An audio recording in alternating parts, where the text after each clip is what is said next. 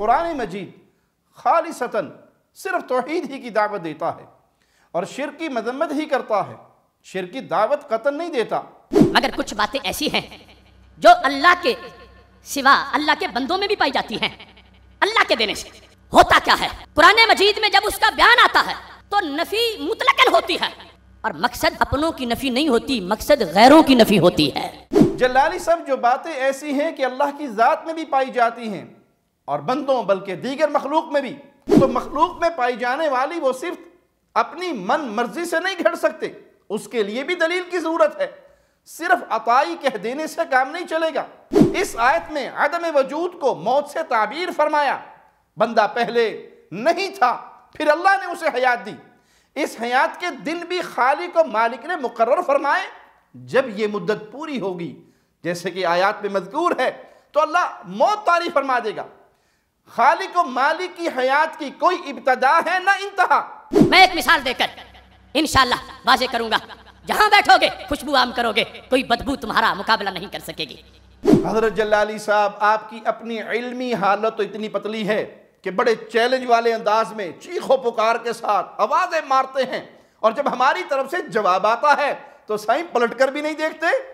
ایک آدھ بار کوشش بھی کی تو دھاندلی اور جعل سازی سے باز نہیں آئے۔ یقین نہ آئے تو نومبر 2019 کو یوٹیوب چینل کال ٹو توحید پر 4 سالوں سے لگا ہوا ہمارا یہ بیان دیکھ لیں۔ جلالی پھر پکڑا گیا۔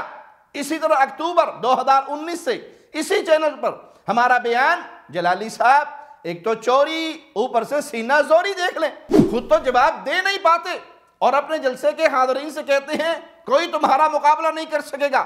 اسے جاگتے میں خواب اور نیری خوش فہمیاں نہ کہا جائے تو جلالی صاحب بتائیے گا اور کیا نام دیا جائے؟ السلام علیکم ورحمۃ اللہ وبرکاتہ۔ ان الحمد للہ نحمده ونستعینه ونستغفره ونعوذ باللہ من شرور انفسنا ومن سیئات اعمالنا من يهده الله فلا مضل له ومن يضلل فلا هادي له اشهد ان لا اله الا الله وحده لا شريك له واشهد ان محمدا عبده ورسوله اما بعد۔ ہمارے پرانے علمی مقروض بریلویہ کے کنز العلماء، قبر پرستوں کے وکیل ڈاکٹر اشرف آصف جلالی صاحب کے ایک پرانے بیان سے ایک شارٹ کلپ ہمارے سامنے آیا، جس کا عنوان سوالیہ ہے معاذ اللہ قرآن بھی شرک کی دعوت دے رہا ہے۔ تھم میل پر ہماری تصویر لگا کے ڈاکٹر صاحب نے ہمیں بھی یاد فرمایا۔ یہ 17 منٹ سے زیادہ کا کلپ ہے۔ جواب طلب امور کے لیے جلالی صاحب کا بیان دکھا کر خالق و مالک کے خالص فضل و کرم سے جواب بھی عرض کر دیں گے۔ سب سے پہلے تو ہم صاف اور واضح الفاظ میں عرض کر دیں کہ توحید اور شرک کے مباحث میں قرآن مجید خالصتاً صرف توحید ہی کی دعوت دیتا ہے اور شرک کی مذمت ہی کرتا ہے، شرک کی دعوت قطعاً نہیں دیتا۔ البتہ یہ بھی ایک افسوسناک معاملہ ہے کہ اس کے ماننے کا دعویٰ کرنے والوں میں سے کچھ لوگ ایسے بھی ہیں جو شرک میں مبتلا ہیں، مصر ہیں، بلکہ بعض تو اپنے شرک کو قرآن مجید سے ثابت کر دکھانے کے دھوکے اور فریب سے بھی باز نہیں آتے۔ اللہ ایسے لوگوں کو ہدایت عطا فرمائے۔ تو آئیے سنیے جلالی صاحب کیا فرماتے ہیں۔ وہ آدھی آیتیں پڑھ کے ہم پہ حملہ کرتے ہیں، معیار الوہیت میں دھاندلی کرتے ہیں، اسلوب کو بدلتے ہیں اور پھر باتیں کرتے ہیں۔ اہل الحدیث پر جلالی صاحب اور ان جیسے لوگوں کا یہ عام الزام ہوتا ہے کہ جی یہ آدھی آیات پڑھتے ہیں۔ حالانکہ اگر یہ لوگ الزام لگانے میں سچے ہوں تو ثبوت بھی پیش کر دیں کہ ہم نے کون سا عقیدہ اور عمل آدھی آیت سے ثابت کیا جبکہ پوری آیت پڑھنے سے مفہوم اس کے برخلاف نکلتا ہو۔ دوسری تہمت معیار الوہیت میں دھاندلی کا لگا دیا اور ثبوت نہیں دے پائے، اور معیار صرف وہی نہیں جو آپ اپنے قبر پرستی پر مبنی عقائد کے دفاع میں خود سے گھڑ کر بیٹھے ہوں، خود تراش کر بیٹھے ہوں۔ ان میں سے بعض تو ایسی تعویلات کر لیتے ہیں کہ جن سے مشرکین مکہ بھی مشرک نہیں رہتے۔ تیسری تہمت جناب نے اسلوب کو بدلنے کی لگا دی اور ثبوت پھر نہیں دے پائے۔ ہاتوا برہانکم ان کنتم صادقین۔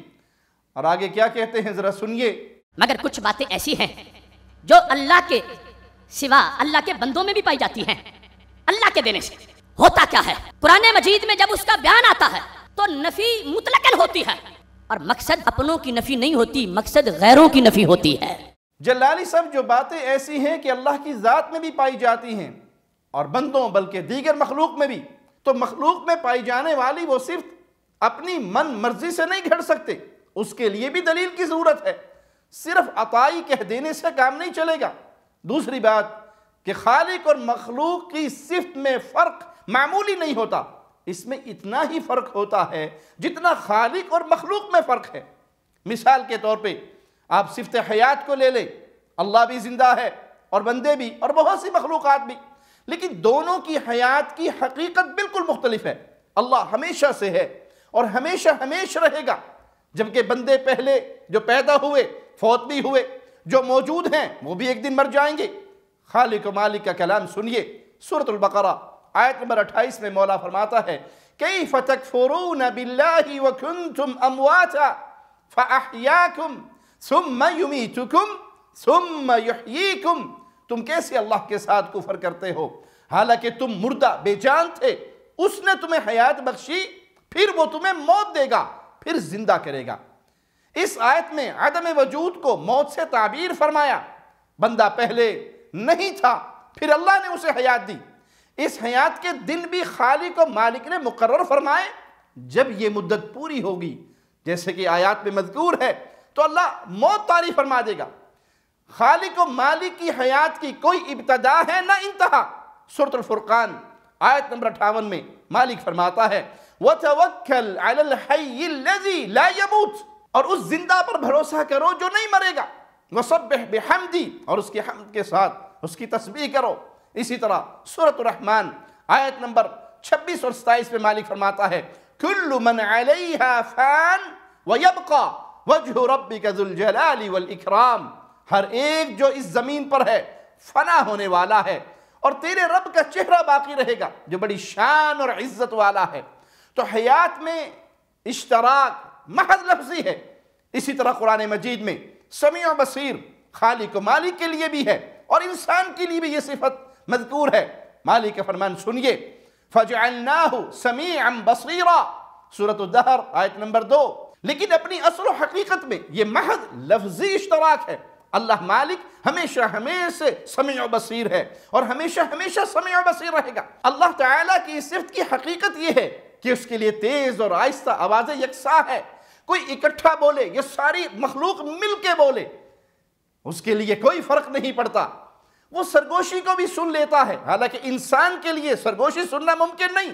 دلیل کے لیے آئیے سیدہ خولہ رضی اللہ عنہا، ان کا یہ قصہ سنتے ہیں کہ وہ رسول اللہ صلی اللہ علیہ وسلم کے پاس آئیں، اپنی شوہر کی شکایت کر رہی تھی۔ سورہ النساء ام المؤمنین سیدہ کائنات عائشہ صدیقہ سلام اللہ علیہا رضی اللہ تعالی عنہا بیان کرتی ہیں الحمدللہ الذی وسع سمعہ الاصوات، تمام تعریف اللہ کے لیے جس کی سماعت نے تمام آوازوں کو گھیر رکھا ہے۔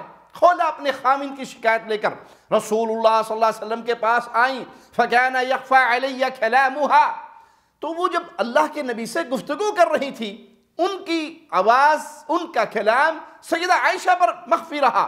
فَأَنزَلَ اللَّهُ عَزَّ وَجَلَّ قَدْ سَمِعَ اللَّهُ قَوْلَ الَّتِي تُجَادِلُكَ فِي زَوْجِهَا، تو اللہ تعالیٰ نے یہ آیت نازل فرما دی کہ یقیناً اللہ تعالیٰ نے سن لی اس عورت کی جو آپ سے اپنے شوہر کے بارے میں تکرار کر رہی تھی اور اللہ کی طرف شکایت کر رہی تھی، اور اللہ آپ دونوں کی بات سن رہا تھا۔ بے شک اللہ سننے والا سب کچھ دیکھنے والا ہے۔ روایت کی سند میں اگرچہ سلیمان بن مہران الاعمش مدرس ہیں، لیکن بہت سے محدثین نے دیگر شواہد کی بنا پر اسے صحیح قرار دیا۔ امام بخاری رحمہ اللہ نے صحیح بخاری کتاب توحید میں باب قول اللہ تعالی وَكَانَ اللَّهُ سَمِيعًا بَصِيرًا میں بالجزم نقل کیا معلقاً امام حاکم رحمہ اللہ اور امام ذہبی رحمہ اللہ نے صحیح کہا۔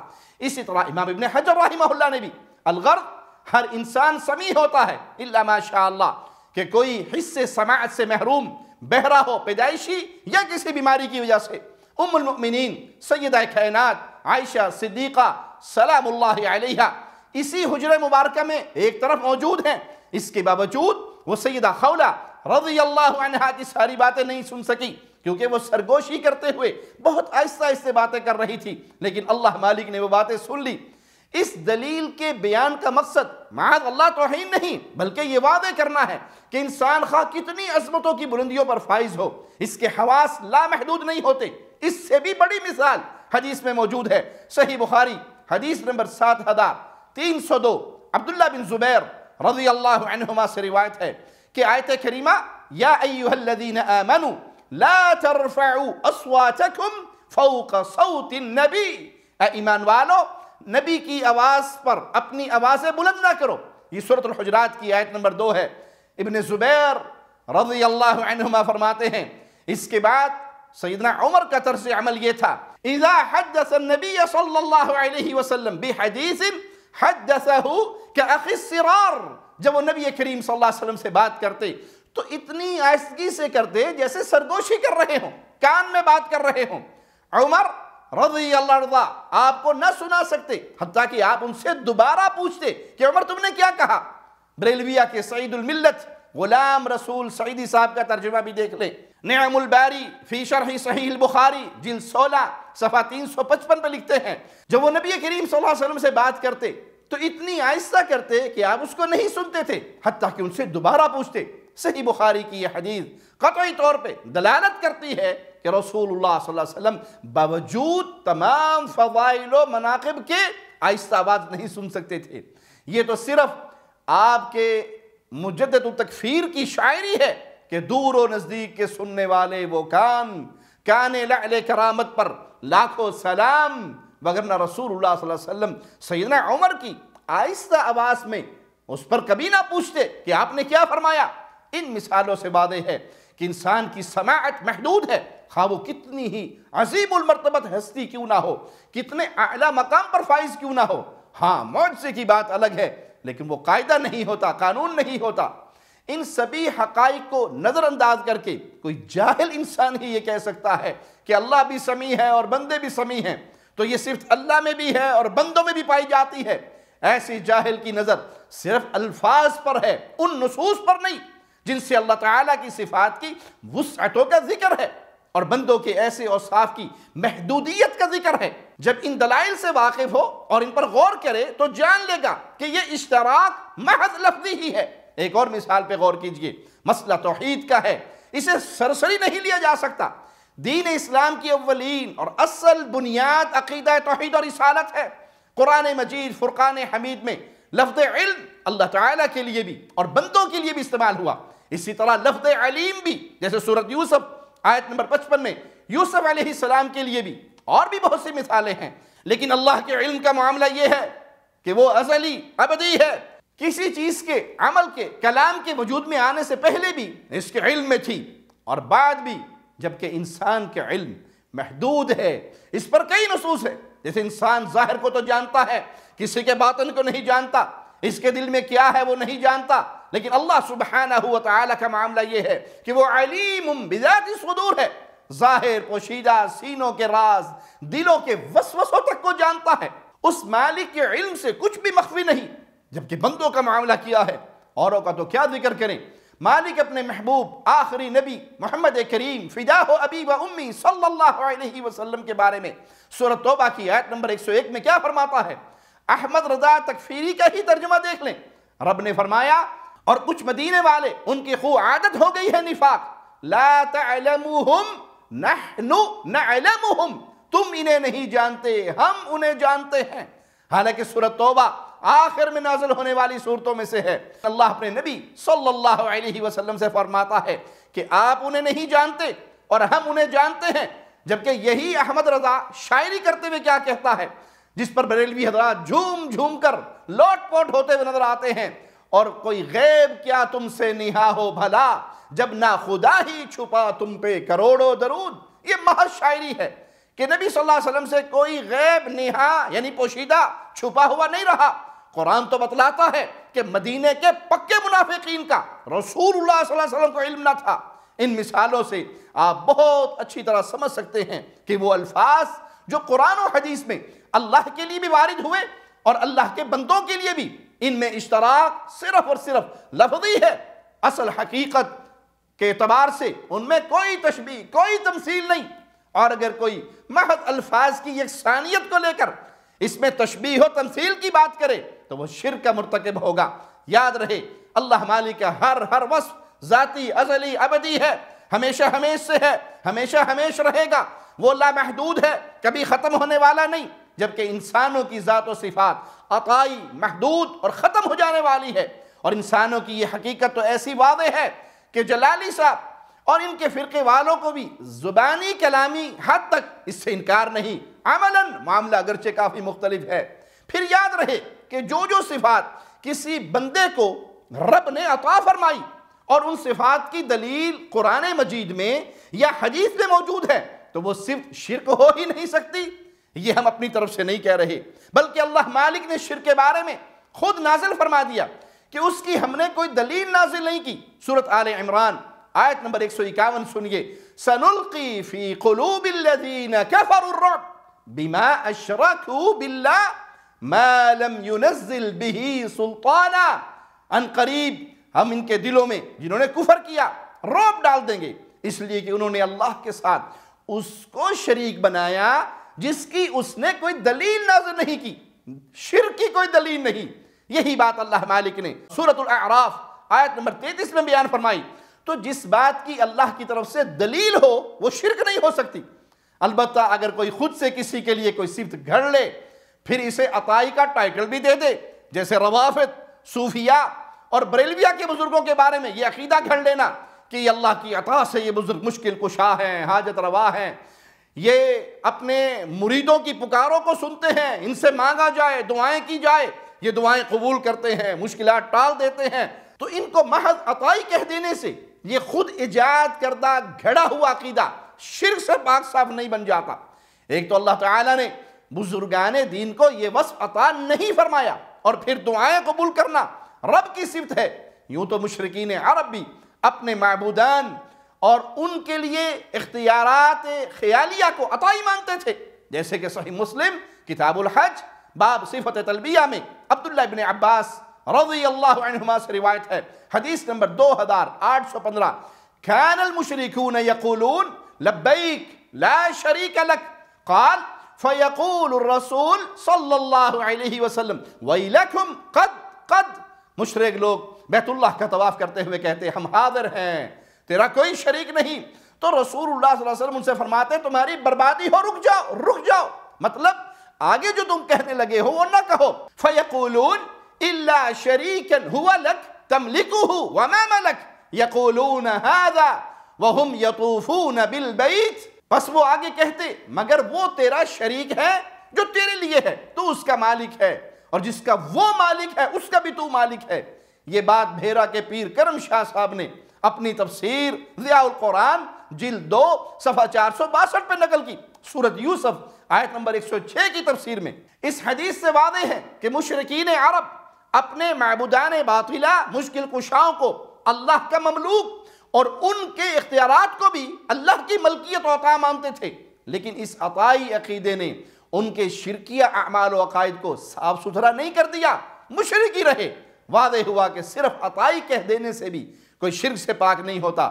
حضرت آپ کا عقیدہ ہے کہ اللہ کے محبوب بندوں کا یہ وصف ہے کہ وہ زندہ ہوں یا فوت ہو جائیں، لوگوں کی مشکلیں دور کرتے ہیں، مصیبتیں ٹالتے ہیں، دعائیں سنتے ہیں، قبول کرتے ہیں، زمین کے کسی بھی کونے سے کسی بھی زبان میں کسی بھی وقت کتنے ہی لوگ ایک ساتھ پکارے وہ سنتے ہیں، مدد کرتے ہیں۔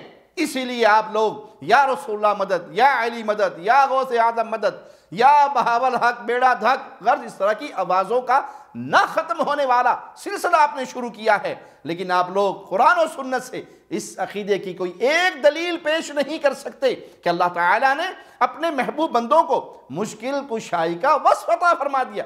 اس طرح کے خواہ وہ زندہ ہوں یا فوت ہو جائیں، وہ لوگوں کی دعائیں سن کر قبول کر سکتے ہیں۔ آپ کے کہنے سے یہ معاملہ عطائی نہیں بن سکتا جب تک کہ اس عطا کی کوئی دلیل نہ ہو۔ البتہ اس کے خلاف قرآن مجید کی آیات موجود ہیں اور نفی عام ہے، اپنے پرائے کا فرق بھی نہیں۔ اس سلسلے میں آپ کے فرقے کی طرف سے جتنے دلائل آتے ہیں وہ محض دھاندلی ہوتی ہے، تفصیل انشاءاللہ کسی اور موقع پہ۔ حضرت جلالی صاحب آپ کی اپنی علمی حالت تو اتنی پتلی ہے کہ بڑے چیلنج والے انداز میں چیخ و پکار کے ساتھ آوازیں مارتے ہیں اور جب ہماری طرف سے جواب آتا ہے تو سائیں پلٹ کر بھی نہیں دیکھتے. ایک آدھ بار کوشش بھی کی تو دھاندلی اور جعل سازی سے بات نہیں آئے، یقین نہ آئے تو نومبر 2019 کو یوٹیوب چینل کال ٹو توحید پر 4 سالوں سے لگا ہوا ہمارا یہ بیان دیکھ لیں. جلالی پھر پکڑا گیا. اسی طرح اکتوبر 2019 سے اسی چینل پر ہمارا بیان، جلالی صاحب ایک تو چوری، اوپر سے سینہ زوری دیکھ لیں. خود تو جواب دے نہیں پاتے اور اپنے جلسے کے حاضرین سے کہتے ہیں کوئی تمہارا مقابلہ نہیں کر سکے گا.